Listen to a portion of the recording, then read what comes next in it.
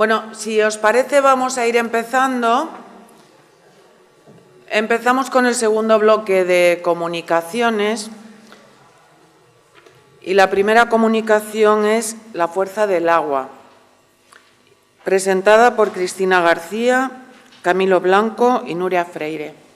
Cuando queráis.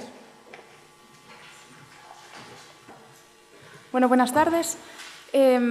Cristina García no ha podido venir, con lo cual vamos a intentar presentar esto nosotros. Y, bueno, decir que la comunicación versa sobre una rehabilitación de una minicentral hidroeléctrica en la provincia de Pontevedra. Bueno, digo minicentral porque, como veréis, la escala del edificio es un poco más modesta que otras que hemos estado viendo hoy aquí, pero en cualquier caso es interesante ver cómo se puede plantear el tema de la obsolescencia y los nuevos usos en este tipo de edificaciones. Bueno, es un proyecto que parte del ayuntamiento, que tiene un interés por poner otra vez en carga esta ruina y regenerar un poco de esta manera toda la economía también un poco del lugar. Bueno, para ponernos en contexto, la minicentral se sitúa a orillas del río Lérez, que estaría dentro de la provincia de Pontevedra, desemboca de hecho en la ría de Pontevedra, y bueno, en su paso por numerosos municipios, vemos que se revela en un paisaje de meandros muy interesante y muy sugerente. A lo largo de los años, una serie de capas históricas se han ido superponiendo y han ido conformando como un palincesto, digamos, lo que es ahora el paisaje cultural de este lugar. De esta manera tenemos una multitud de castros que se sitúan en los promontorios de la zona y una gran acumulación de petroglifos que ya en 1865 llamaron la atención de intelectuales como Manuel Murguía, que ya en sus escritos intentaban pues desvelar los significados que podrían tener, ¿no? Además de esto, tenemos también una calzada romana, un antiguo camino real, que comunica ambas orillas del río y que ya establece relaciones entre ellas, y todavía es recorrido por numerosas sendas y sendas que van por rutas turísticas que van recorriendo todos estos petroglifos y estas zonas. En el punto de conexión tenemos un puente de origen romano y con posterior reconversión medieval. Y además hay otros elementos patrimoniales como la Carballeira o el Roveledal de San Xusto, muy próximo a la zona donde se sitúa la minicentral. Además de esto, es una zona de alto valor ecológico que se sitúa entre dos zonas de protección Red Natura, catalogadas como lugares de interés comunitario o zonas LIC. Una es el propio río Lérez y la otra es la Serra de Cando, que además de ese valor ecológico también tiene importancia como patrimonio inmaterial por multitud de leyendas que hablan de una montaña mágica y antiguos seres mitológicos como dragones que habitaban la zona. En medio de toda esta riqueza aparece esa zona de actuación donde surge la minicentral. Entonces, era importante poner en valor todo el entorno para saber dónde estamos actuando, ¿no? Vemos, esta es la ruina actual de la minicentral. En un entorno un poco más ya de aproximación, vemos que en esa orilla del río, esta minicentral hidroeléctrica convive con un conjunto de 4 molinos de cereal que utilizaban ya en años antiguos la fuerza motriz del agua para desarrollar una economía de subsistencia. Estos molinos fueron ya recogidos por Ramiro Barros Justo en el libro Muiños de Río en Terras de Pontevedra, con estos dibujos tan sugerentes que nos hacen ver cómo eran antiguamente. Ahora se encuentran en el estado de ruina que se puede ver, pero todavía están en un punto en el que son recuperables. A estas trazas que existían en el momento de la industrialización se superpone la minicentral, que viene acompañada de su canal de captación de agua y sus depósitos. Bueno, este es el volumen de la ruina que actualmente existe. De esta minicentral no hemos podido conseguir ninguna documentación gráfica o incluso fotográfica, incluso desde el Concello lo han intentado, pero de momento no ha sido posible, entonces lo que tenemos es el levantamiento y la ruina actual. Es una de las dos primeras centrales hidroeléctricas del río Lérez y son también de las primeras de Galicia. Son de finales del siglo XIX, principios del XX, cuando, coincidiendo, sobre todo en la ciudad de Pontevedra y de Vigo, con el cambio que ya se ha comentado del alumbrado que pasa de gas a electricidad, ¿no? Es lo que este cambio digamos, en el sistema urbano es lo que promueve la aparición de este tipo de edificios. Y bueno, la implantación de estos edificios en estas zonas rurales produce un impacto en el territorio que va más allá de la simple belleza, sino que también bueno, genera eso, la relación de los trabajadores con el pequeño núcleo de Cotobade, los accesos, ya comentó Nuria, pues el canal de captación, o sea, una serie de trazas y de sinergias en la población pues que tienen un cierto impacto, ¿no?, en un lugar muy pequeño como es el municipio de Cotobade. Bueno, decir también que esta minicentral es la que, esta y otra del río Lérez, son las que daban, abastecían la energía a las ciudades de Vigo y Pontevedra, con lo cual tenían cierto carácter para el momento. Vemos esta actual. Y en esas décadas de cambio de siglo, del XIX al XX, se produce en Galicia también una especie de boom, digamos, del balneario, ¿no?, de la importancia del agua pues como salud, como tratamiento y, por ejemplo, seguro que os suenan los balnearios de Mondariz o La Toja, y aprovechando esa repercusión, el Concello de Cotobade decide ponerse en el mapa a través de unas aguas mineromedicinales que hay a escasos metros de donde se coloca la minicentral.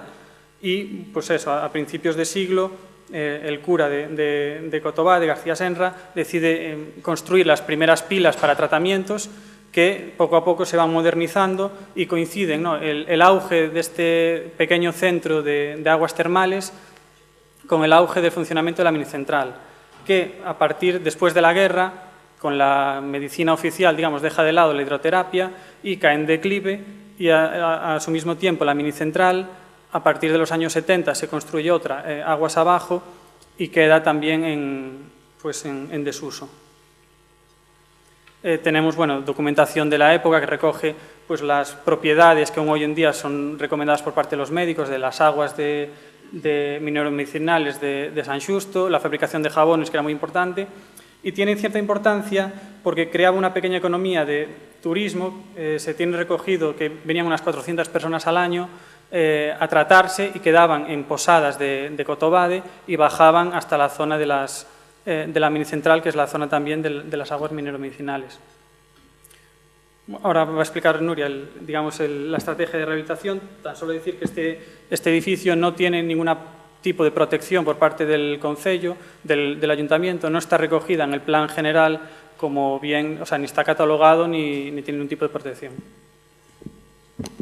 Bueno, por lo tanto, a la hora de plantear nuevos usos en este lugar, nos parecía importante que, evidentemente, ya no va a tener el uso de producción de energía, pero sí que el agua siguiese siendo como el hilo conductor del proyecto. Y qué mejor manera que utilizando ese uso de baños, que está tan próximo a tan pocos metros del lugar.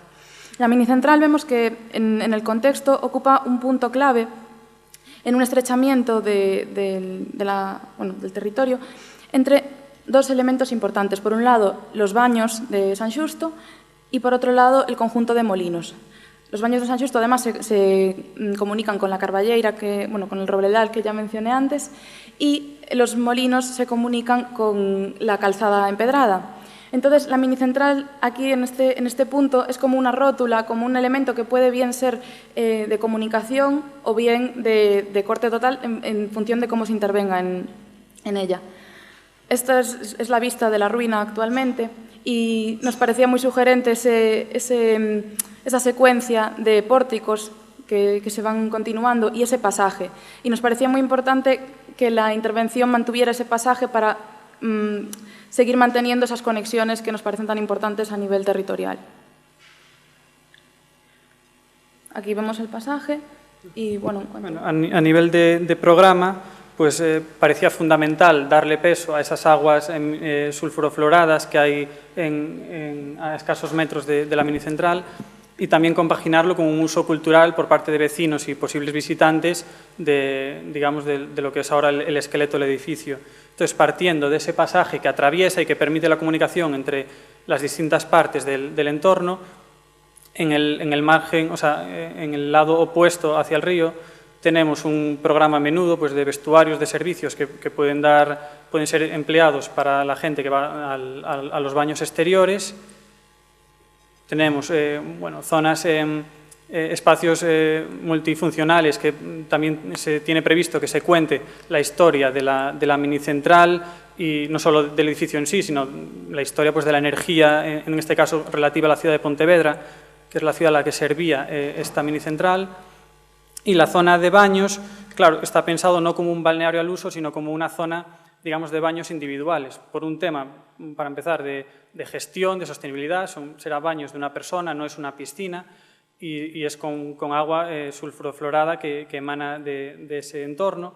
Y quisimos tratarlo también el tema del baño como utilizamos, pues nos basamos en un librito de un arquitecto estadounidense, Leonard Cohen, que es de Diseñando el Baño, que es un libro muy sugerente porque habla de la experiencia del baño, eso como experiencia, como volver un poco a la esencia del baño como ritual.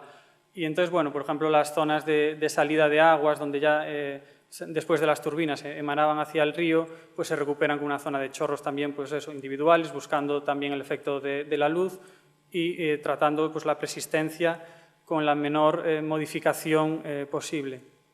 En este sentido, pues el tratamiento de la persistencia, podemos ver en la planta superior, se deja con una planta diáfana que pueda servir para cualquier uso que quiera el concello, el ayuntamiento, perdón, y también pues, tienen interés en volver a retomar ese tema de los talleres de fabricación de jabones, etc.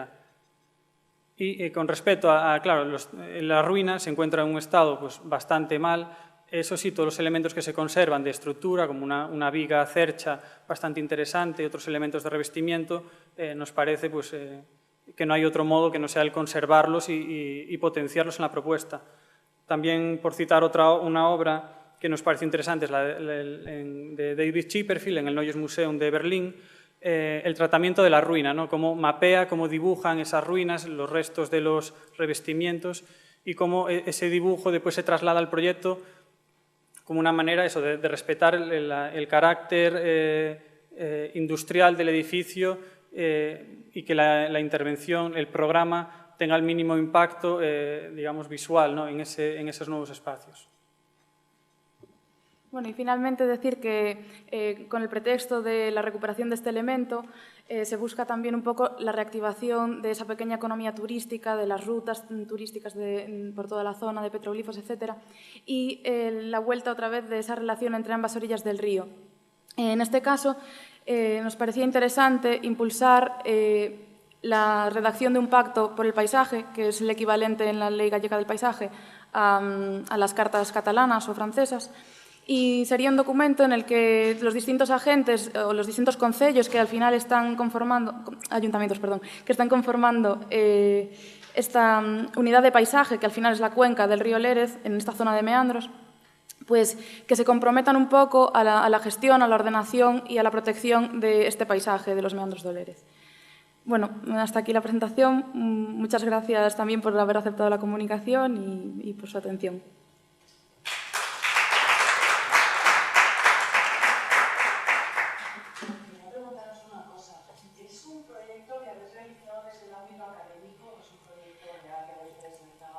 Son un poco ambas cosas. Realmente surge de un proyecto real, que sí que lo hemos planteado para que se ejecute, pero la parte de investigación, como estoy trabajando también con Cristina García Fontán, que es doctora arquitecta en la UDC, pues también la parte de investigación un poco de toda la zona, pues la hemos planteado desde el ámbito académico. Claro, pero bueno, tienes estos vertientes. La parte de investigación surgió eso a partir del encargo del alcalde, en este caso a Cristina, de a ver qué se puede hacer con esa ruina. Surgió de ahí toda la investigación. Bueno, ya lleva un periodo de unos cuantos años, estas cosas se dilatan y está previsto, hay un proyecto de ejecución que se está realizando y que se espera que llegue a buen puerto.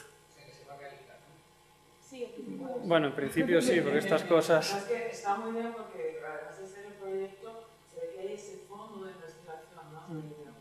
Sí, bueno, otra cosa que podemos comentar es eso, lo que dijimos un poco antes, que nos da un poco de pena no haber encontrado, y buscamos muchos sitios, seguro que los hay, pero no encontramos ni fotografías ni planimetría de qué es lo que había allí, pues está en estado muy mal y bueno. Es un elemento también Sí, de unas dimensiones pues bastante reducidas, no tiene que quitar tanta... Pues muchas gracias, continuamos.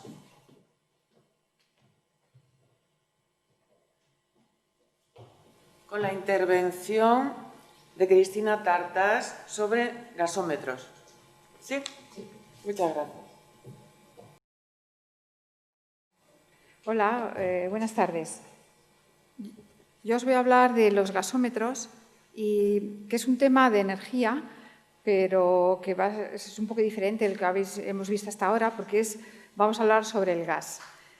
Los gasómetros son depósitos de gas en los que se almacena esta fuente de energía con el fin que se ha venido utilizando para la iluminación de las ciudades y para el consumo de los hogares hasta la llegada del gas natural y la electricidad.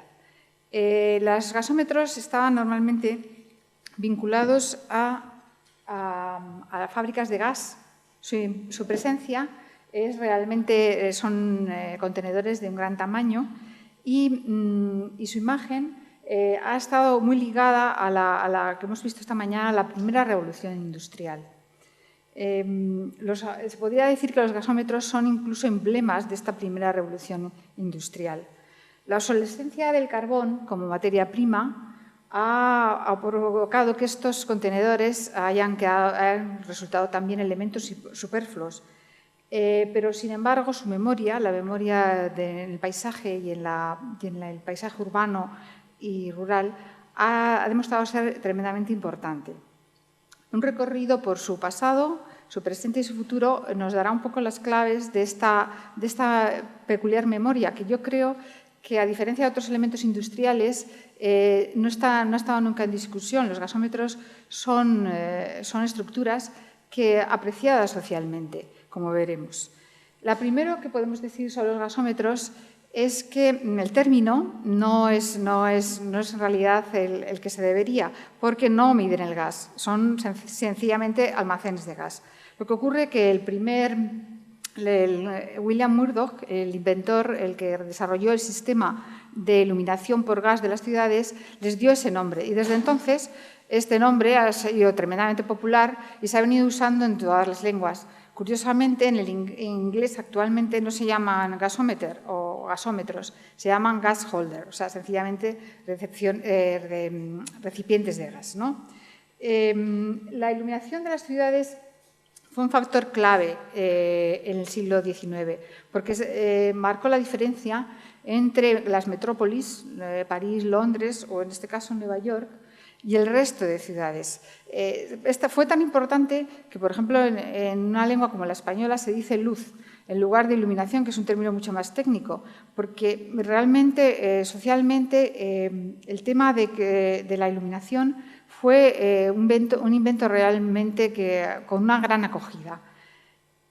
Por otro lado, el gas también posibilitó que las fábricas no detuvieran su producción por la noche. Es decir, la producción podía continuar porque se podía seguir trabajando. De esta manera, el gas propició también la aparición de un nuevo ciclo económico, sumado o superpuesto a este tema del que hemos hablado, que es la primera revolución industrial. En esta larga historia, los gasómetros, porque la historia de los gasómetros abarca unos 200 años. Los primeros gasómetros aparecen en 1807, en concreto en Londres, para iluminar la Torre de Londres, y prácticamente han ido usándose hasta los años 80 en toda Europa. Y en América y en Australia también, aunque muchísimo menos, como veremos. Bien, en esta tipología, en realidad, la tipología del gasómetro ha sido siempre de formas cilíndricas y redondeadas, es decir, para abarcar la mayor superficie, para albergar el mayor volumen, y, por otro lado, vinculado también a un material, que es el acero. Su funcionamiento es muy sencillo. Dentro del depósito, el gas está a temperatura y presión ambientales, y estos depósitos tienen, como hemos visto, una gran envergadura, tienen de media unos 50.000 metros cúbicos y los radios de esos elementos pueden alcanzar hasta los 60 metros. Esto quiere decir que su escala es enorme, es aproximadamente, un valor medio serían 5 o 6 plantas. Los primeros gasómetros eran rígidos, estructuras de ladrillo circulares, con cúpulas también circulares, pero a mediados del 19, aparecen los gasómetros telescópicos. Los gasómetros telescópicos están basados en el propio funcionamiento del gas.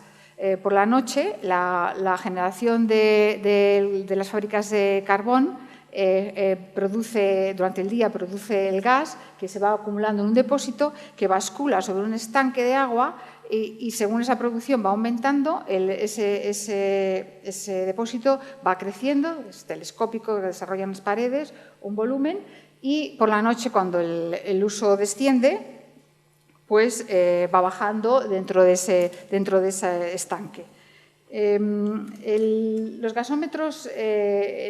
gasómetros telescópicos hay dos tipos.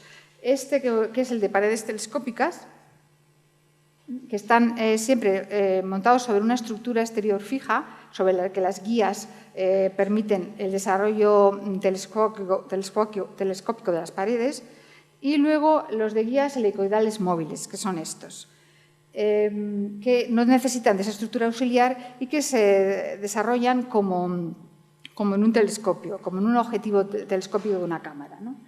Estos dos factores, el hecho de esa estructura que es un hito en el paisaje y, por otro lado, ese movimiento del depósito, han sido los dos factores que, a mi juicio, han contribuido más a la memoria de estos elementos, porque socialmente todas las personas que están vinculadas ahora mismo a la conservación de estos elementos hablan siempre, por un lado, del elemento, el hito urbano que cualificaba un área, y por otra, de esa presencia misteriosa que desaparecía y aparecía según las horas del día y según las estaciones, y que asimilaba estos elementos un poco a un cuerpo humano, ¿no? La respiración de las ciudades, la energía que les da vida.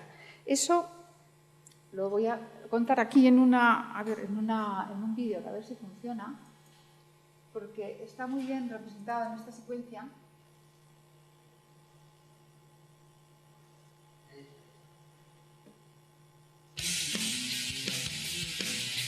Este es un gasómetro en Dunkerque, en Francia.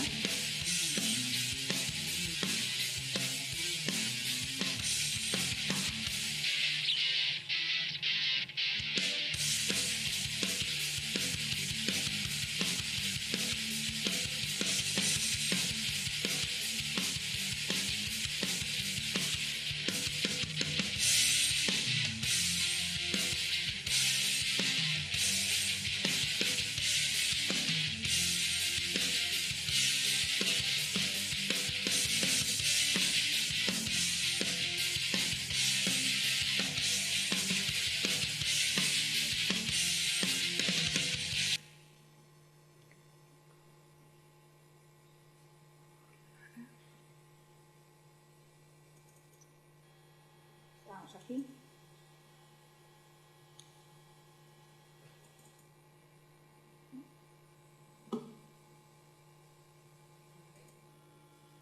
Bueno, pues como los gasómetros, como hemos dicho, estos son gasómetros telescópicos. Otro tipo de gasómetro, que no es el de agua, es el gasómetro seco o de pistón, o también llamado de Wiggins. Este gasómetro, en este gasómetro, la estructura y el tanque son un cuerpo rígido, y dentro del gasómetro una tapa va moviéndose para mantener la presión del gas con un sistema de pistones.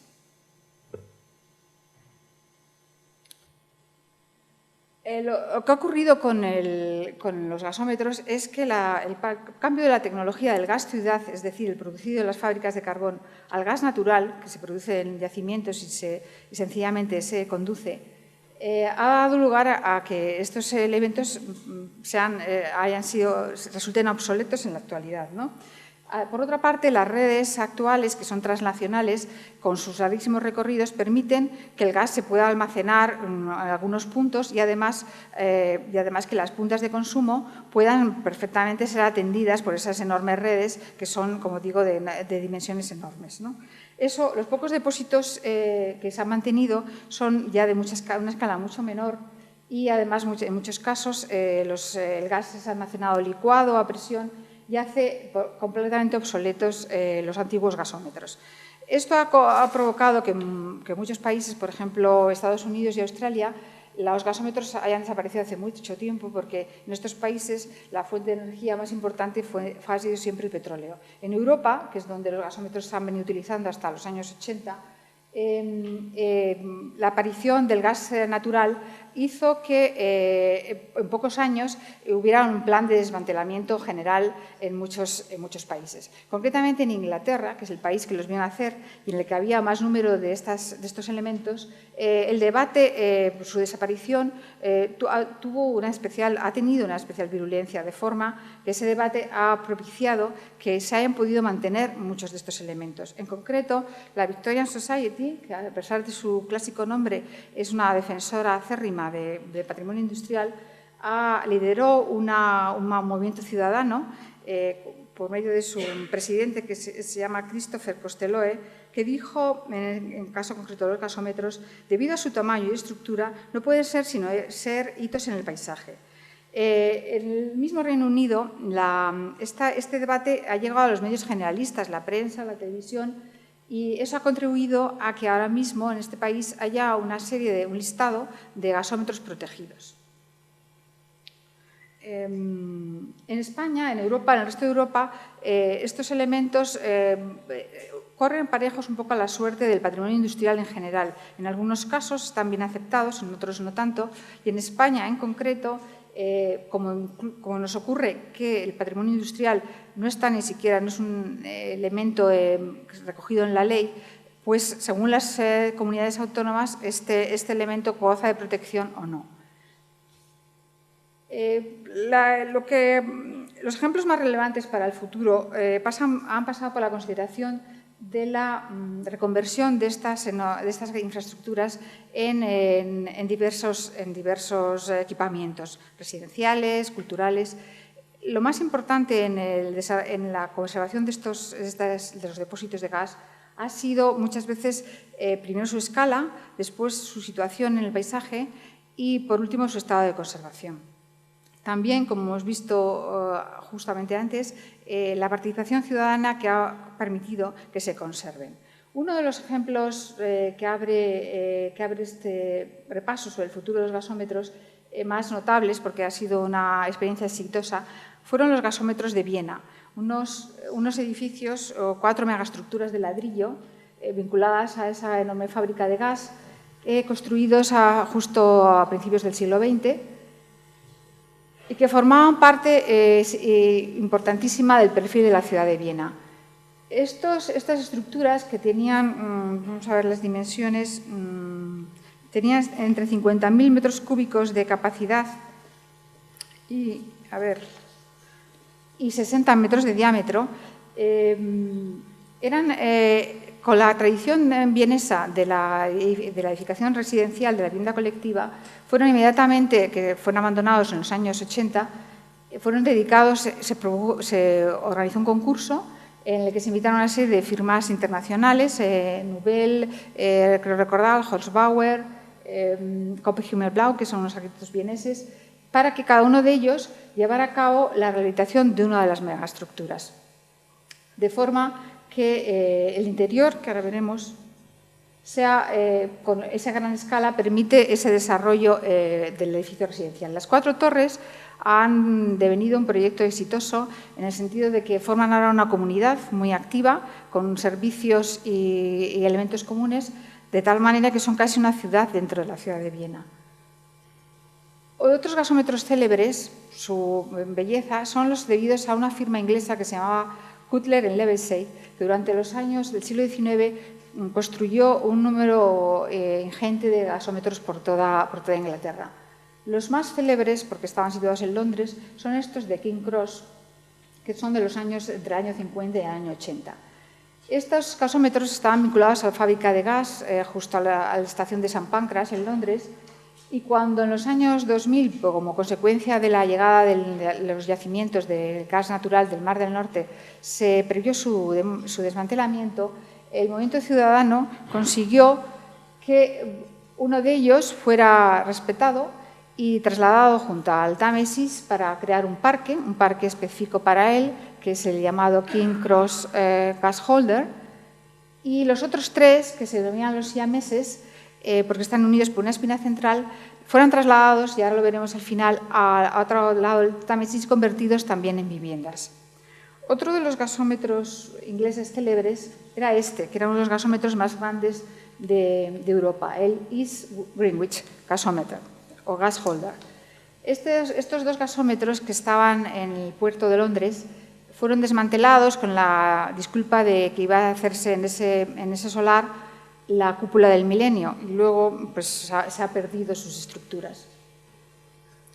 Este gasómetro lo he traído porque su historia tiene que ver precisamente con la participación ciudadana.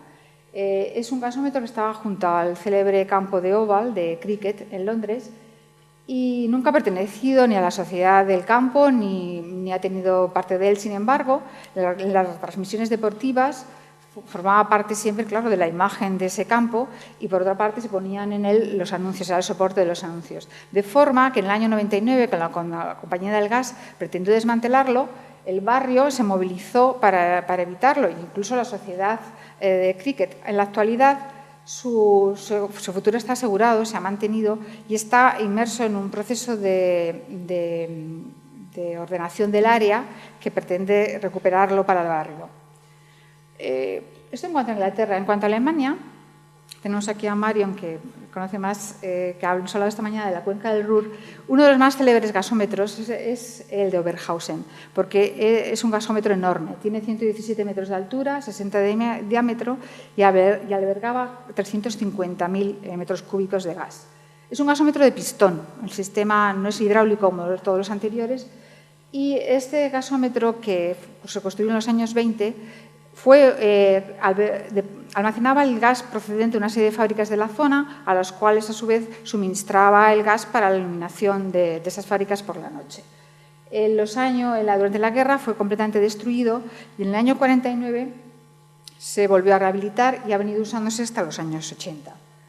En la actualidad el gasómetro se ha recuperado completamente, incluso su maquinaria, y el pistón se ha dejado como a una altura, como una media altura. Debajo del pistón, en la gran sala circular, hay una sala de exposiciones, y aquí, en la parte de arriba, vemos la escena que se ha dedicado a espectáculos públicos con un montaje de Cristo, del artista Cristo, en el año 2000.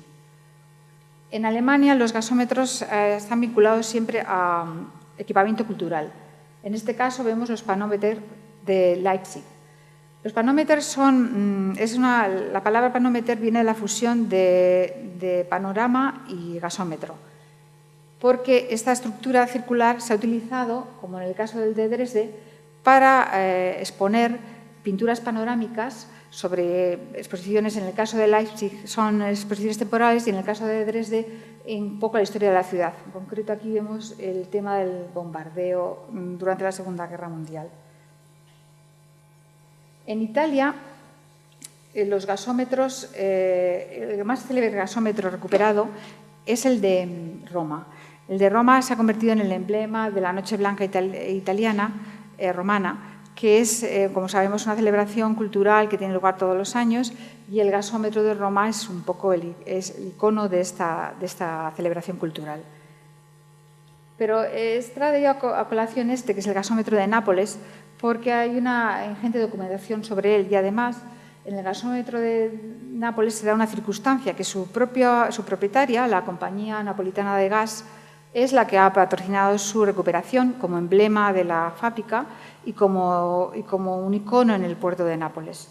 El gasómetro, que es un gasómetro también de pistón, se ha quedado vacío, se ha mantenido solo la estructura, Y el encargo de su recuperación se encargó a unos ingenieros italianos de la Universidad de Nápoles que desarrollaron un estudio muy exhaustivo y técnico sobre temas tan variados como la corrosión de la estructura metálica por el aire salino o cómo iban a funcionar todas las juntas y cómo restaurar esa estructura metálica. El resultado fue una restauración impecable de uno de los gasómetros cuya belleza pues, es innegable, como podemos ver aquí. Por último, los gasómetros en España, que la industrialización tardía de España hace que estas grandes instalaciones que hemos visto, que son casi todas del 19, en España llegaran mucho más tarde. Y solo, como esta mañana hemos visto en la ponencia de Rodrigo de la O y de Concha Lapallese, solo en las zonas industriales y los puertos como Barcelona o Cartagena se daban estas instalaciones. En concreto, en Avilés, fue demolido en el año 2007 por su propietaria, la empresa Endesa, que como consecuencia del debate social que esto produjo, los otros dos gasómetros que existen en este puerto se mantuvieron, que están ahora inmersos en un proceso, en una competición en el que participan entre otros César Portela, pero eso mismo en este momento pues, está congelado. Este también es el gasómetro de Avilés, antes de su demolición. Por último, decir de los gasómetros que son instalaciones industriales que, como señalan estos profesores italianos, los del proyecto que hemos visto de Nápoles, forman parte de lo que se llama la arqueología industrial, es decir, parte esencial de nuestro pasado industrial. Su imagen y perfil son altamente apreciados por la población, que los considera iconos de su barrio y de su paisaje, gracias a lo cual algunos han conseguido sobrevivir a la especulación o al desmantelamiento de sus instalaciones. Entre las vías de recuperación más exitosas están, como hemos visto, los contenedores culturales y principalmente el tema de las viviendas. Esta es una recreación de los gasómetros de King Cross que hemos visto antes con la central de energía en el puerto de Londres. Este es un concurso para la remodelación del área de la fábrica San Borja, que os he puesto al principio de todo, del colectivo lateral. Esta en concreto es una propuesta del reciente Pritzker Alejandro Aravena para el mismo solar, para la fábrica San Borja, el gasómetro de San Borja. Y estas son unas propuestas para los King Cross Gas Holder, que me ha parecido interesante traerlas por aquello de esta innovación que proponen respecto a un elemento tan antiguo.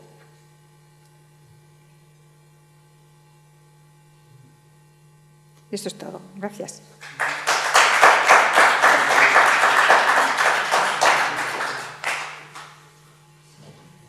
La siguiente comunicación es la energía de la arquitectura, a cargo de Andrés Cidoncha.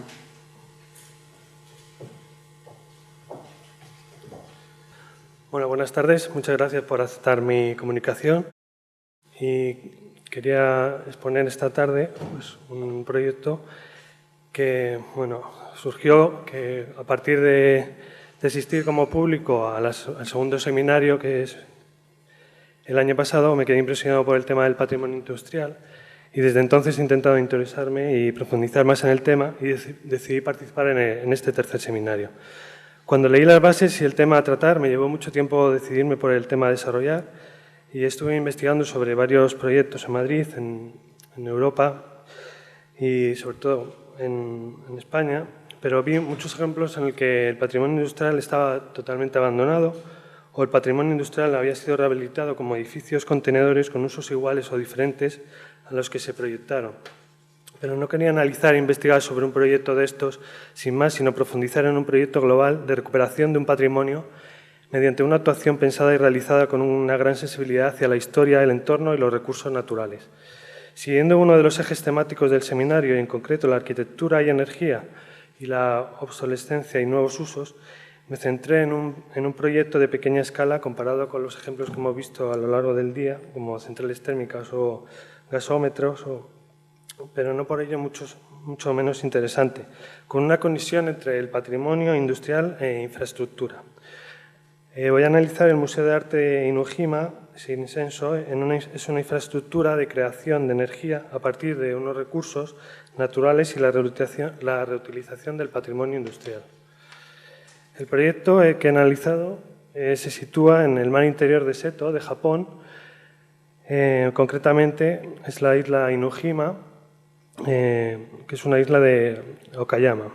La isla tiene una pequeña localidad rural de unos 100 habitantes y el acceso se realiza mediante ferry desde el otro lado de la costa o, por otro lado, por un ferry que recorre las 3 islas, Noshima, Teshima e Inujima. Tradicionalmente la isla ha sido un lugar de aprovechamiento industrial. Desde el siglo XV fue una cantera de granito y en 1909 se construyó allí una refinería de cobre para evitar la contaminación de las ciudades. Se pensó realizar en esta isla para facilitar el transporte de las materias primas y la contaminación, apartarla de las grandes ciudades. Pero a los 10 años de su construcción se cerró debido a un descenso del precio del cobre y durante el siglo XX permaneció abandonada. Es a principios del siglo XXI en el que la isla recobra otro interés por utilizarlo como vertedero de desechos médicos. Pero es en el año 2007 las ruinas de la refinería fueron reconocidas como Patrimonio de la Modernización Industrial de Japón por el Ministerio de Economía e Industria. Y las ruinas fueron adquiridas por un hombre de negocios llamado Soichiro Futukate. Espero que no haya un japonés en la sala, para llevar a cabo el proyecto de Museo de Arte Inujima, con las siguientes premisas. Recuperar el patrimonio industrial de la isla, crear un museo de arte con un impacto mínimo en el medio ambiente y estimular el turismo de la isla. Un proyecto de la Fundación Naoshima Fukutake Art Museum y Benesse Corporation. El arquitecto que eligieron fue Hiroshi Sanbuichi. Es un arquitecto diferente a los actuales arquitectos japoneses porque se basa sobre todo en la arquitectura tradicional. En Japón, durante el siglo XX, la arquitectura tradicional japonesa se ha mantenido solamente en los edificios religiosos y estatales, mientras que las ciudades influenciadas por Occidente y los usos de nuevos materiales como el acero y el hormigón han dejado de lado la construcción tradicional. Este arquitecto pretende volver a los orígenes con un estilo de arquitectura tradicional, una arquitectura para el individuo, para el lugar donde se ubica, y utilizando las fuentes de energía naturales del entorno y los materiales autóctonos de la zona. El arquitecto, en vez de proyectar un museo de nueva planta, dejando a un lado las ruinas de la refinería y de la cantera, realiza un museo integrado con las ruinas, aprovechándose de estas y consolidando las partes de la refinería que quedan en pie para conservarlas y adaptarlas en el museo y preservando la imagen de lo que existió en el pasado. El arquitecto realiza un proyecto de museo completamente integrado en el entorno. El visitante, cuando se va aproximando a la isla por medio del ferry, puede apreciar los vestigios de lo que fue la antigua refinería y desde el puerto debe recorrer 200 metros caminando paralelo a la costa y separados del mar por un peto de las losas de granito de lo que fue la cantera. Los materiales empleados por el arquitecto fueron desechos de las ruinas de la cantera, como vemos al fondo, la piedra granítica, y de la refinería, como son los ladrillos que hay en primer término. El granito lo utilizó de diferentes maneras, variando su tamaño, la textura, la colocación, los colores, mientras que los ladrillos, que son un subproducto de la refinería del cobre, se llaman karami, tienen un color rojizo y tienen una textura muy peculiar, con un color oscuro del óxido. Estudió las propiedades térmicas de estos materiales y los aprovechó para la construcción de muros y suelos del museo. Además de estos materiales, utilizaron el vidrio, el acero y la madera. Si vemos los espacios del museo, esta es la planta general del museo, tiene 4 partes diferenciadas. La primera parte es esta parte, que es la Galería de la Tierra, es un corredor zigzagueante revestido de acero de 80 metros de largo, enterrado en el suelo, sin más iluminación que una claraboya, que es esta de aquí, y ha colocado 9 espejos estratégicamente en las esquinas para dar luz a su interior. Aprovecha el frío del subsuelo para enfriar la temperatura ambiente de la sala. La galería del sol, que es esta de aquí, por el contrario, sirve para captar el calor mediante la energía solar, que se transmite a través de la cubierta de cristal. Si seguimos el eje central, el Salón de la Energía es un espacio abovedado en el centro del museo que recibe una mezcla de la temperatura de las salas anteriores, una fría y otra calor, así como la luz de la siguiente sala, que es la sala de la chimenea, que es la chimenea de la refinería, que mezcla el calor del sol que pasa a través de la cubierta de cristal con la corriente de aire frío procedente de las otras salas y juntas ascienden por la chimenea para salir al exterior. Los recursos naturales que utiliza el arquitecto en este proyecto utiliza, por ejemplo, la energía solar, pero no mediante placas solares contaminantes, sino por medio de galerías de vidrio que recogen el calor en el interior de una forma natural, creando una especie de efecto invernadero al interior y calentando de una forma natural las salas. Se aprovecha la geotermia para regular la temperatura interior de las salas, de la galería zigzagueante que hemos visto.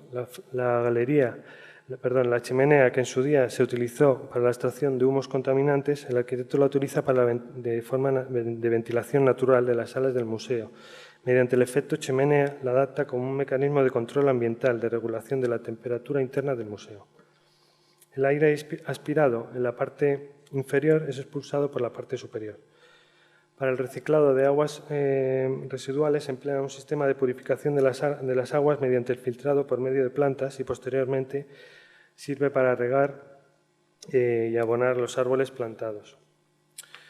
De esta manera el museo está en simbiosis con el entorno y es parte de lo que fue el pasado, aprovechando la energía del presente y conservando de una manera sostenible el medio ambiente para el futuro. Aquí se ve como el aire frío por un lado, el aire caliente por otro, se juntan y ahí salen por la parte superior de la chimenea. El paisaje, el museo, queda integrado completamente en el paisaje y no destaca. Se realizó un estudio ambiental para plantar la vegetación que mejor se adaptaba a la isla. Los caminos fueron realizados con elementos de la cantera o la refinería, como los ladrillos o piedra granítica. La conservación de las ruinas permite crear un efecto bucólico en el paisaje y te transportan al pasado pudiendo imaginar cómo fue la refinería mientras se pasea por las mismas. Dentro del museo se expone una obra artística que es una parte de una colección permanente. En este museo no se exponen las obras en las paredes sin más, sino que se relaciona el diseño arquitectónico con el contenido artístico. El artista de las obras es Yukinori Yanagi, y su obra está dedicada al fallecido novelista Yukio Mishima. Utiliza piezas, por ejemplo, en este caso, de la residencia de Mishima y realiza una deconstrucción colocándolas en el aire, colgadas del techo, integrándolas en la arquitectura del Salón de la Energía, como si fuera un móvil que se balancea con las corrientes de aire que antes he mencionado. Yukio Mishima escribió sobre la modernización de Japón, criticando algunos aspectos de la misma. En este contexto, la refinería de Inujima es un símbolo de un lugar que en un momento fue un baluarte de la modernización de Japón y posteriormente, 100 años después, fue una ruina. Otros espacios del museo, como son la tienda y el Seinsho Café, son espacios que cualquier museo necesita, pero me quiero centrar en lo que venden. En la tienda, por ejemplo, venden productos originales realizados por el artista y el arquitecto de una forma artesanal, mientras que en la cafetería el menú ha sido realizado con productos de Inujima, algas y pescados, y áreas cercanas a base de recetas tradicionales de la zona. Con esto quiero hacer referencia a que este museo se ha cuidado hasta el último detalle en cuanto a sostenibilidad y adecuación con el entorno. Y como conclusión, el proyecto que he analizado no es un proyecto de rehabilitación, ni tampoco es un proyecto de reconstrucción, pero sí lo que es un proyecto de reutilización, una reutilización de las ruinas, de la reutilización de los materiales, de los espacios y reutilización de la energía generada desde la tierra, del sol y del agua. No es un proyecto de reciclaje sin sentido, no se reciclan los materiales o ruinas porque el arquitecto los tiene que incorporar obligatoriamente al proyecto. El arquitecto los reutiliza con un sentido y una sensibilidad increíble, conociendo y sabiendo cómo y dónde emplearlos. El edificio, la obra artística y su ubicación nos hace pensar en el mundo en el que vivimos. El futuro no tiene que basarse en complicadas soluciones de última tecnología. Simplemente tenemos que observar lo que tenemos alrededor nuestro, ya sea del pasado o del presente, y convertirlos en futuro. Es decir, una sociedad basada en la reutilización y el reciclaje, utilizando elementos existentes y creando elementos que no existen. En este museo se han relacionado elementos diversos como el patrimonio industrial, la arquitectura, el arte y el medio ambiente. Bajo mi punto de vista, hay que conocer, estudiar, analizar e investigar el patrimonio industrial como parte de la historia de la civilización, y solo a través de un conocimiento profundo se podrá recuperar y conservar. Muchas gracias por su atención.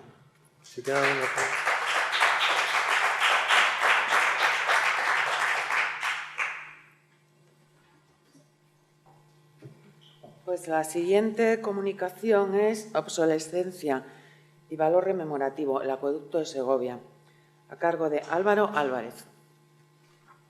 Álvaro. Bueno, a raíz del estudio que he presentado anteriormente, esto es como una parte dentro de la tesis que estoy llevando a cabo, y está centrada sobre el carácter del acueducto, sobre el cambio de valor que ha ido, el valor que ha tenido de un valor industrial que proporcionaba energía al arrabal y luego al recinto amurallado, y cómo su valor se ha ido modificando a un valor ya rememorativo y más patrimonial. Los grandes pensadores han establecido criterios para definir el espacio como lugar. Heidegger, en su obra Construir, Habitar, Pensar, estipula que por el hecho de existir un elemento, y pone como ejemplo un puente, surge el lugar. Por consiguiente, el proceso de adaptación del territorio a las necesidades del hombre conlleva la condición de habitar, pero también el hecho de cuidar su obra. En esta dinámica cabe preguntarse sobre el papel de las obras de infraestructura como elementos patrimoniales, dado el acelerado avance tecnológico que deja obsoleto infraestructuras y que forman parte de una época y de una sociedad. Bajo el auspicio de la acción de Construir y Habitar, el acueducto de Segovia queda como herencia de una civitas romana, de la cual se desconoce con precisión su forma y características, y de una ciudad de marcado carácter fabril, una de las principales ciudades en los siglos XV y XVI, tanto en España como en Europa. Pese a su jubilación, constituye uno de los elementos identificativos de la urbe, si no el que más. El valor monumental que hoy otorgamos a la obra hidráulica dista mucho del valor reconocido por los usuarios a lo largo de la historia. Juan Álvarez de Colmenar, en su obra Las delicias de España, de 1707, se asombra de la disposición de pilas y fuentes que rodean al acueducto, que por medio de un grifo deriva el agua a donde se quiera y haya necesidad, dando servicio tanto a palacios, instituciones religiosas, uso doméstico y actividad industrial, especialmente en el arrabal. Lo que Álvarez de Colmenar describe es difícil de imaginar al haberse eliminado el sistema de distribución que bajaba el agua desde el specus aéreos hasta el suelo por medio de cerbatanas. El funcionamiento de una cerbatana era similar a un sifón. Pese a su innegable funcionalidad, estos ingenios eran muy perjudiciales para el acueducto, ya que se trataba de conductos sujetos a los pilares que por el empuje de su propia obra, así como el escape de aguas, causaban graves daños a la estructura. La presión popular obligó al consistorio a proceder a la eliminación de las cerbatanas y sustituirlo por un sistema de distribución enterrado. Dicha iniciativa se corresponde con el proceso de eliminación de las casas adosadas al acueducto en el Azovejo, iniciada en 1807. Sin embargo, a principios del siglo XX quedaban aún vestigios, tal como indica Félix Gila en su Guía y Plano de Segovia. El único documento que da cierta fiabilidad sobre la distribución del agua y la posición de las cerbatanas en su parte aérea la encontramos en el siglo XIX. El documento consta de 25 cuartillas tamaño A4, del cual arriba podemos observar la unión de todas las cuartillas y abajo una de ellas. La representación abarca todo el desarrollo aéreo del acueducto a su paso por el arrabal del Salvador, dando servicio en su época a la industria pañera asentada en la zona e incluso a la Casa Grande o Real Fábrica de Paños. Por Real Orden del 11 de octubre de 1884 se declaró la Magna Puente Monumento Nacional Artístico e Histórico.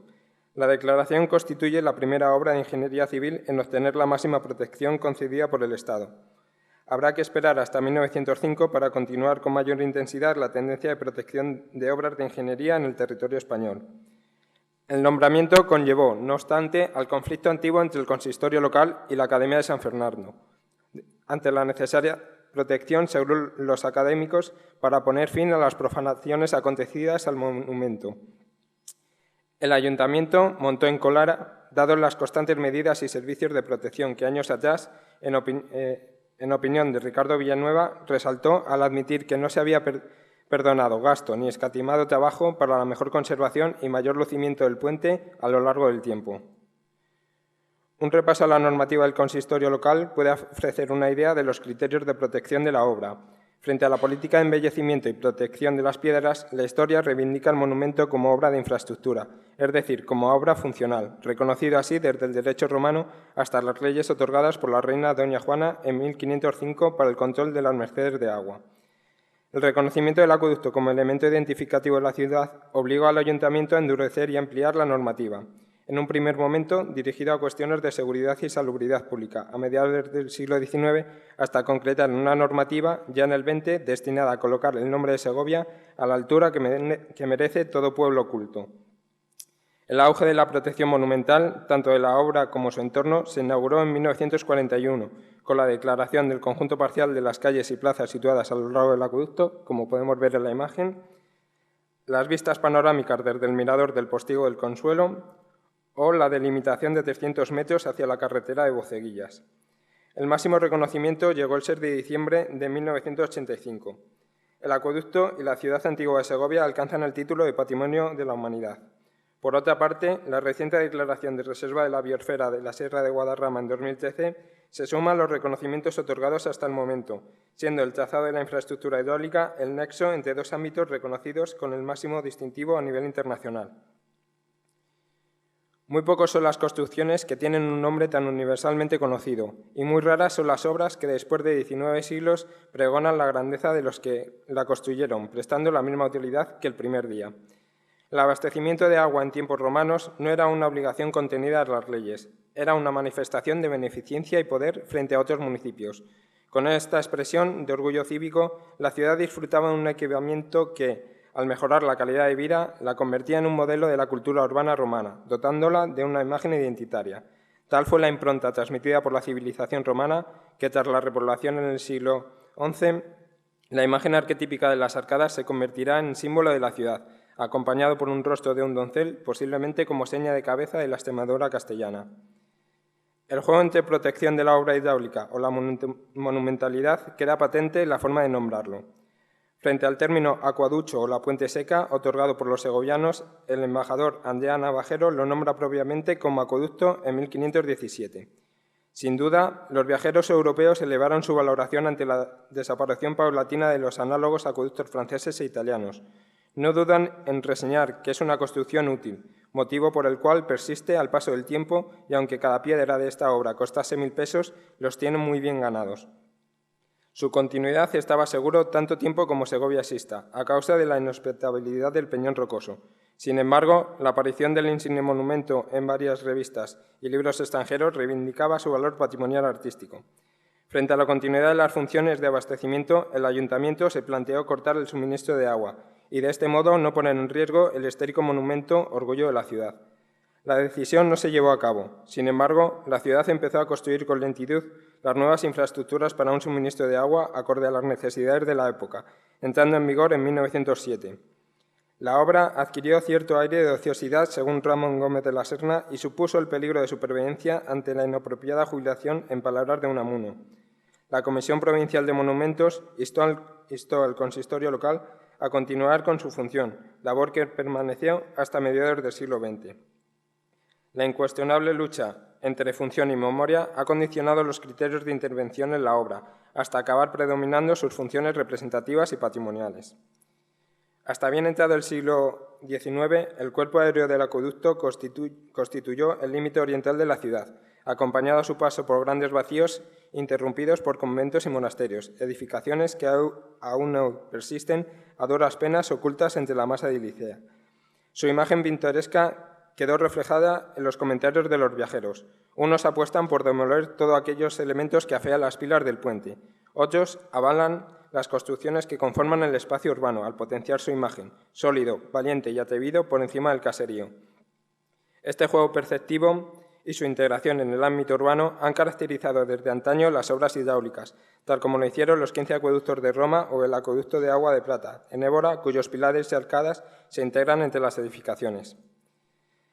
El mismo énfasis de contemplar la magna obra en su conjunto propició la demolición de empresas constructivas de traza medieval y que hoy constituyen un patrimonio perdido, entre ellas la iglesia de Santa Columba, en la plaza del Azoejo, cuyas ruinas permanecieron hasta 1931 pese al desplome de su torre mudéjar a principios del siglo XIX. Por otra parte, también es el caso de la iglesia del antiguo convento de San Francisco, hoy academia militar y eliminada en la década de los años 20. El crecimiento de la ciudad había configurado la plaza del Azoejo como el principal centro neurálgico, lugar por autonomasia de pícaros, símbolo de decadencia y pobreza crónica. Un reflejo de la Segovia semiurbana, con claros tintes rurales, sucedida desde tiempos inmemorables, en contraposición con la ciudad alta. El golpe definitivo fue la decisión de conseguir que la Nacional 110 se desarrolle bajo los arcos del acueducto y el consiguiente ensanche de las vías de la actual Fernández Ladreda y Vía Roma, dejando al Azoejo incluso demasiado abierto y desamparado frente al colmatado caserío que constituía la plaza. Ni el concurso internacional de 1946 ganado por Oiza, ni las iniciativas por parte del actual consistorio han conseguido devolver la imagen tan rural que presentaba antaño. Es más, los trabajos se han dirigido a ennoblecer el monumento bajo la supresión de su función urbana. El valor de la imagen y la incorporación de las infraestructuras como elemento constitutivo de la ciudad fue una de las grandes preocupaciones de Le Corbusier. Invitado por la residencia de estudiantes en 1928, el genio suizo posó bajo los pies del acueducto, recibiendo de nuevo la lección de Roma 5 años después de su aclamada obra Hacia una arquitectura. El Corbu ofrece pautas de cómo relacionar la arquitectura con el paisaje a través de la ordenación, la escala y el tratamiento de la materia. En la grandeza del orden encuentra una de las prerrogativas de la arquitectura. Dichas palabras reflejan las características del acueducto, basado en una relación con el territorio y un sistema ritmado de piedra sobre piedra. Por eso, la insigne infraestructura reúne, siguiendo a Isidoro Bossart en su viaje artístico por España, las 3 cualidades más difíciles de juntar en toda bella arte: la simplicidad, la elegancia y la grandiosidad. Durante su estancia, Le Corbusier compró 2 tarjetas postales con el acueducto como protagonista, las cuales podemos ver en la diapositiva, y en parte, sobre todo la de la margen izquierda, se ha perdido totalmente. No cabe duda del influjo de la obra del arquitecto, especialmente en el Plano Bur de Alger de 1931, mediante el cual proyecta un viaducto en el borde de la costa, marcado por el orden de elementos y la cohabitación con el territorio, siguiendo las características geográficas del lugar. El proyecto es una respuesta a las necesidades de los habitantes de la ciudad, mejorando la calidad de vida a partir de un nuevo sistema de planificación urbana. Para concluir, el acueducto de Segovia, al mismo tiempo que mantenía su funcionalidad originaria, ha disfrutado de la categoría de monumento digno de ser contemplado con admiración, hasta el punto de constituirse como símbolo de la ciudad. En estas líneas no queda más que incidir en la visión y función urbana frente a la individualidad del monumento. Actualmente, el acueducto preside un espacio inacabado, cuyo desconocimiento y olvido conduce a una acción paisajística de maquillaje, más que de integración. Solo entendiendo el lugar y la dedicación que el propio habitante hace uso de él, podemos participar creativamente y contribuir a su historia. Muchas gracias.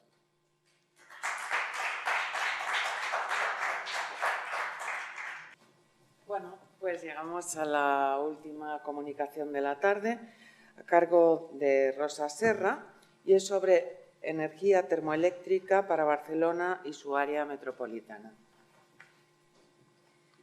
Bueno, muchas gracias por aceptar la comunicación y a ustedes por resistir este día tan intenso.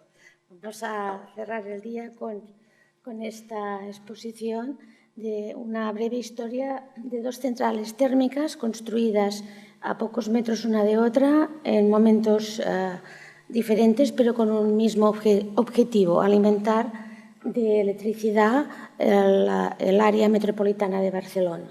Se encuentran situadas en la cuenca minera de Berga, que está en la zona norte de la provincia de Barcelona. Es una cuenca minera activa desde 1850 hasta 2007, que cerró la última explotación minera. Es la más rica e importante de Cataluña, pero ustedes saben que esta es una zona con pocos recursos minerales y con poco carbón. De todas maneras, esa larga historia aprovechó intensamente esos recursos de carbón y lo atestiguan la existencia de dos centrales. Este es un dibujo que reproduce la fotografía que tienen al lado en el momento, en los años 70, cuando se desmantela la primera central térmica, la del año 29, y se pone en marcha la central de Cercs, que ha estado activa hasta este año 2007 que les comentaba.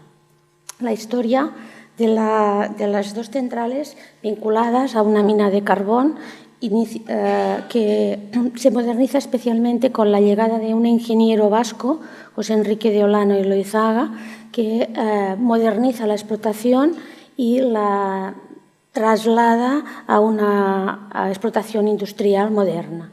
Olano era ingeniero de minas, había estudiado en Lovaina, fundó una empresa minera, se instaló en Barcelona y fue un hombre que jugó un papel decisivo en la vida política de esta zona minera y también en la Barcelona de su época. En el año 1908 consiguió que el rey Alfonso XIII visitara la cuenca minera y de él obtuvo el título de conde de Fígols. Ese título nobiliario nos acerca a una enorme influencia política durante especialmente los años de la dictadura. Olano, junto a unos cuantos industriales catalanes, financiaron el golpe de Estado de Primo de Rivera y, por lo tanto, es el paradigma de un político y un industrial de una época muy concreta. Olano se interesó siempre por la producción de energía eléctrica. Hay un intenso deseo de producir electricidad a pie de mina que se retrasa en el tiempo debido a un cúmulo de dificultades, pero que son finalmente un éxito. Él concentró sus inversiones en la zona minera, pero su interés por la producción de electricidad le llevó más lejos. Asociado con un ingeniero catalán, también García Faria, propuso la creación de un salto de agua en el Tajo, en la provincia de Cáceres, cerca de la frontera con Portugal, con una pasión casi ruinosa, porque le entretuvo años, del 19 hasta el 32, pocos años antes de morir, y le supuso mucho dinero y un auténtico desengaño porque en ningún momento consiguió ver realizado su sueño. Muchos proyectos, muchas ilusiones quedaron en este Tajo, pero la verdad es que sí que consiguió llevar a cabo el proyecto de construir una central térmica a pie de las minas de su propiedad. Olano había fundado en el año 1911 una empresa llamada Carbones de Berga. Él era principal accionista, pero partía esta nueva empresa de una anterior que era nominal, llevaba su nombre, José Enrique de Olano.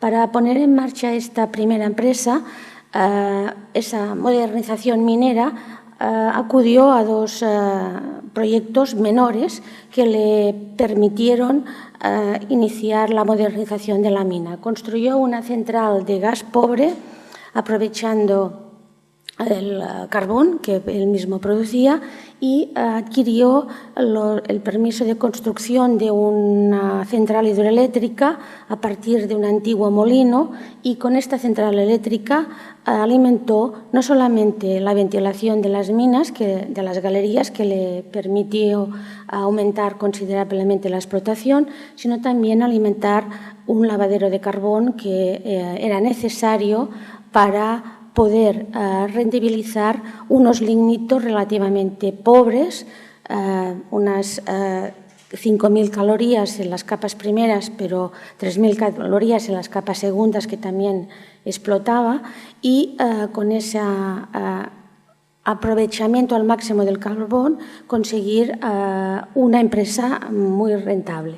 Como les contaba, su obsesión por conseguir una central térmica a pie de mina fue su principal proyecto, pero se retrasó en el tiempo, porque lo intentó durante largo tiempo, como en el caso del Tajo, pero esta vez sí que consiguió un éxito.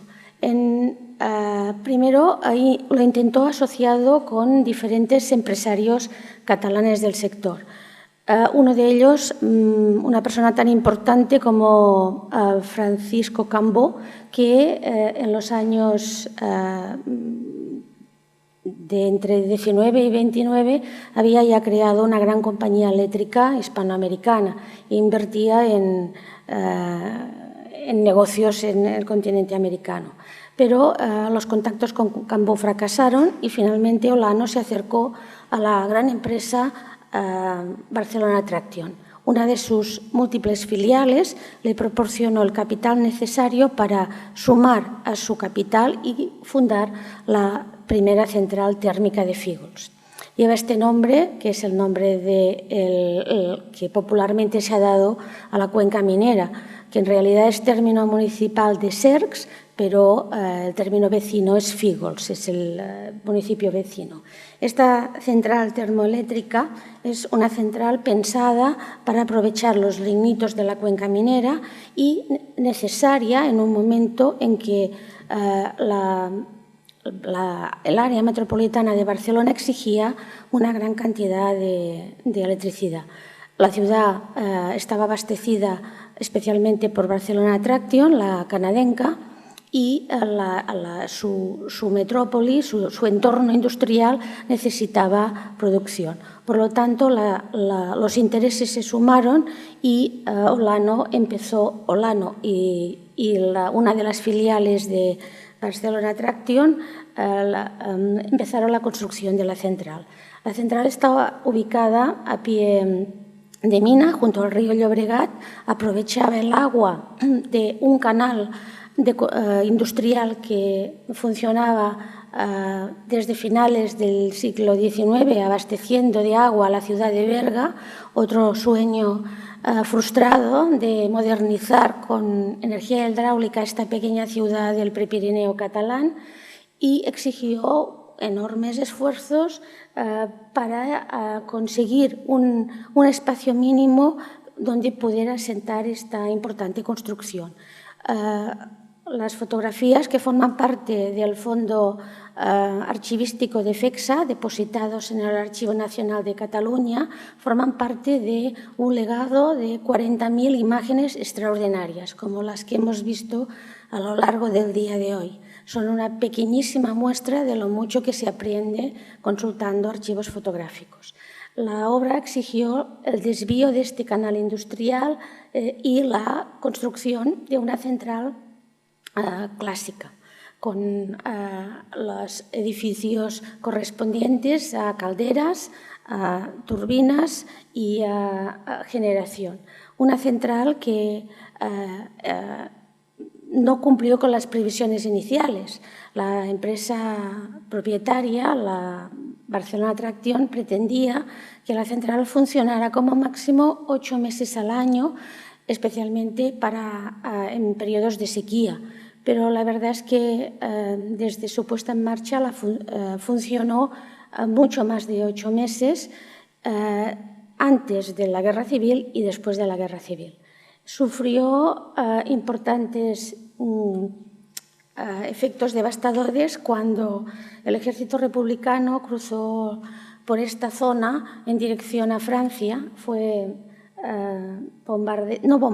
fue saboteada, especialmente quedó afectado el turboalternador, por lo que finalizado el conflicto y en esos años de pertinaz sequía, el gobierno tuvo la necesidad imperiosa de poner en marcha este equipamiento.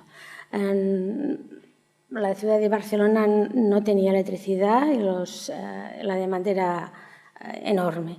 En el año 41 se propuso poner en marcha la central y se instalaron 2 nuevas calderas, Brown Boveri como las anteriores, y un nuevo turboalternador con unas obras titánicas, porque no solo por la dificultad de conseguir maquinaria y pagarla, sino por la rapidez en que se ejecutó la obra. El edificio, la central, estuvo en funcionamiento hasta los años 70, en que se construyó la nueva central, que tiene otro nombre. Esta ya es la central de Cercs, porque el ayuntamiento de esta localidad exigió que el nombre fuera el que correspondía al municipio. El edificio se aprovechó para acumular estériles de esta nueva central que vamos a conocer ahora mismo, y ahí se instaló una empresa de reciclaje de estas cenizas, estos materiales, llamada Cavisa, que elaboraba materiales de construcción. De hecho, esto permitió que el edificio, como contenedor de una nueva actividad, se conservara y ha llegado hasta nuestros días en bastante buen estado. La construcción de la nueva central, la de Cercs, se planteó a mediados de los años 60. Una vez más, hemos de comentar el caso de la gran empresa eléctrica catalana, FECSA, porque fue esta empresa la que propuso, impulsó y creó la nueva central. De hecho, la empresa FECSA era ya accionista mayoritaria de Carbones de Berga desde los años 60. La empresa minera había iniciado en estos años un proceso de modernización muy importante, intentando mecanizar el proceso de extracción, pero también modernizando todo el sistema de fortificación a partir de introducir un sistema llamado popularmente pilas rusas. Es un sistema de fortificación autoavanzable muy seguro que permitía, junto a la mecanización del arranque, conseguir una producción muy elevada. Una producción que esa pequeña central que hemos conocido ya no era capaz de absorber. Por eso los ingenieros de FECSA, que eran los que en realidad habían planificado esa modernización de Carbones de Berga, propusieron construir una central nueva a pie de mina y, al mismo tiempo, impulsar la mecanización de las galerías 03, 05, 07 de esta explotación histórica de Carbones de Berga. Para ello, adquirieron el 100% de la empresa de la familia Olano, Carbones de Berga, e iniciaron este proceso de transformación importantísimo, que tuvo algunos episodios interesantes a comentar. Esa maquinaria de explotación, y especialmente la maquinaria de fortificación, era conocida como pilas rusas, era una maquinaria que se usaba en las minas de Ucrania, y ustedes saben que en esos momentos, años 60, España no tenía relaciones comerciales con los países de la Europa del Este, lo que era un auténtico impedimento. Pero se encontró, como siempre, grandes problemas, grandes soluciones. Uno de los 15 viajes que Franco realizó en Cataluña durante el largo periodo de gobierno, el del año 62, tuvo como interés especial visitar la cuenca minera de Berga. Estuvo casi 15 días en Cataluña, paseándose por el yate Azor. Su esposa conocía los interesantes almacenes de Andorra, donde se compra a precio competitivo, mientras él inauguraba las primeras autopistas y diferentes establecimientos en Cataluña. El viaje a Berga se preparó con mucho atiento. El que entonces era alcalde de la ciudad era uno de los diputados a Cortes y era un hombre significativo dentro de la falange catalana, y junto con los ingenieros de FECSA y de Carbones de Berga prepararon el viaje. Fue un viaje, como todos, apoteósico. El jefe de Estado se presentó en la ciudad, ceremonias religiosas, pero lo más importante de todo es que atendió con mucho interés, eso es lo que cuentan las crónicas periodísticas, la descripción del proyecto de la central térmica de Cercs. El argumento era muy claro. Esa cuenca minera tenía carbón suficiente para poder alimentar una nueva central térmica que podía abastecer de electricidad, de energía, la Gran Barcelona y su área metropolitana. El jefe de Estado había hecho un viaje en automóvil desde Barcelona siguiendo la carretera paralela del río Llobregat que llega hasta la cuenca minera. Allí se le hizo notar que ese valle es un valle industrial y, por lo tanto, no era solo una necesidad de la capital de Cataluña, sino de todo ese enorme corredor industrial. El informe garantizaba, muy bien presentado, realizado con esas excelentes imágenes por un artista local de prestigio, amigo y colaborador de artistas barceloneses. Les dibujaron gráficamente lo que significaba ese proyecto. Evidentemente, razones energéticas, pero también sociales. Una cuenca minera con 3.500 trabajadores en activo podría continuar muchos años más viviendo del carbón. Y, de hecho, el resultado fue positivo, lento pero positivo. Se hizo un concurso público que ganó, evidentemente, FECSA, y a partir de un proyecto de explotación integral. Un proyecto interesantísimo también, porque proponía construir esta central a la que se le calificó de integral, porque iba a consumir el carbón a pie de mina, iba también a aprovechar los materiales que esa explotación mecanizada sacaría de la mina toneladas, evitando depósitos, hoy calificaríamos de poco rigurosos con el paisaje, serían aprovechados para alimentar otro equipamiento muy moderno construido justamente a pie de central, de donde se ubicaría esta central. Una fábrica de cementos llamada Cementos Fígols, impulsada por, fíjense ustedes, la familia Olano y sus socios, amigos y colaboradores, la familia Marc, los propietarios de FECSA. No hay nada que sea casualidad en esta historia. Por lo tanto, la Cementos Fígols, propiedad de Olano y de la familia Marc, se puso en marcha en el 62 y al 65 se aprobó el proyecto de la central térmica y se inauguró en el 71. La central ha tenido una vida agitada. En el año ha quemado desde su inauguración hasta el 85 el 100% de los carbones lignitos de la cuenca minera de Berga.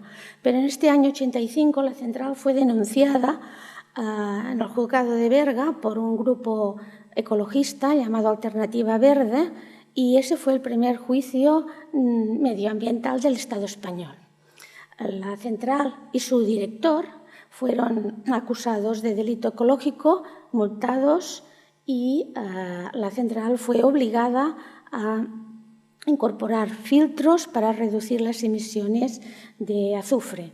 Filtros que han funcionado hasta el día del cierre, en diciembre de 2007.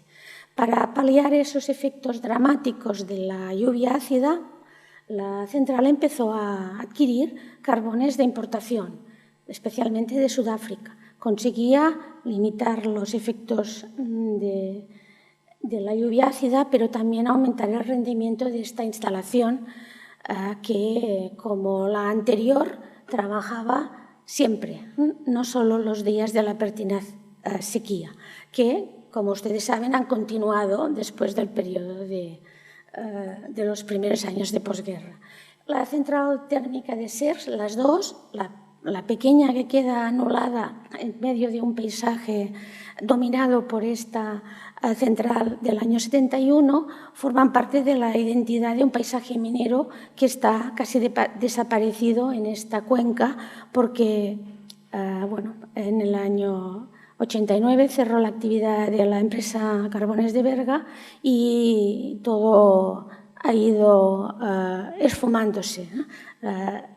Solo queda 2 testimonios de ese pasado tan intenso relacionado con la minería, que es la central, que está cerrada, y un pequeño museo que guarda la memoria de esta historia minera. La central, junto con el embalse de la Baell, son las 2 obras de infraestructura más importantes que han cambiado el paisaje de esta zona del Prepirineo catalán.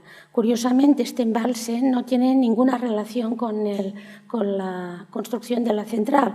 Es un embalse que tuvo un objetivo y continúa teniendo muy claro: abastecer Barcelona de agua, pero no solamente para el consumo de boca, que es muy importante y muy necesario, sino especialmente para el regadío de la gran zona agrícola del delta del río Llobregat.